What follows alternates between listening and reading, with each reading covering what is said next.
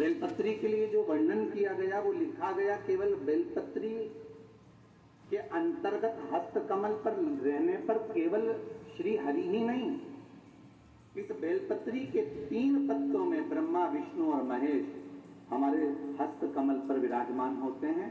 और बेलपत्री की इन डंडियों को जो जोड़ा गया है, बेलपत्री की जो ये डंडियां जहां पर जुड़ी हुई हैं, उस स्थान पर तीनों देवियां ब्रह्माणी लक्ष्मी और स्वयं सरस्वती स्वयं पार्वती इन डंडियों के मध्य में जहां पर जुड़े हैं ये तीनों, वहां पर विराजमान हैं।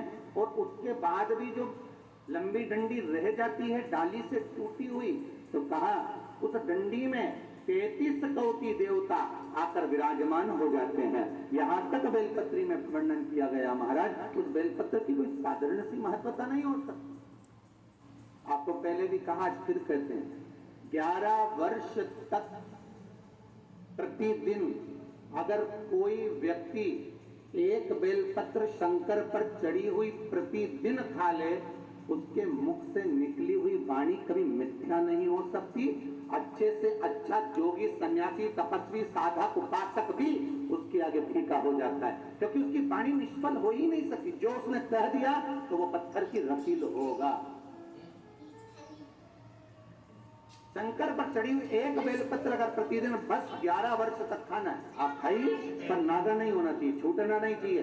एक समय एक नक्षत्र, अर्थात आप अगर सुबह 7 बजे खा रहे हो तो सुबह 7 बजे ही खाना होगा, 8 बजे खा रहे हो तो 8 बजे ही खाना होगा, पर एक दिन में एक बेलपत्र शंकर पर चढ़ी हुई प्रतिदिन खाना है, वो बिना नागे 11 वर्ष।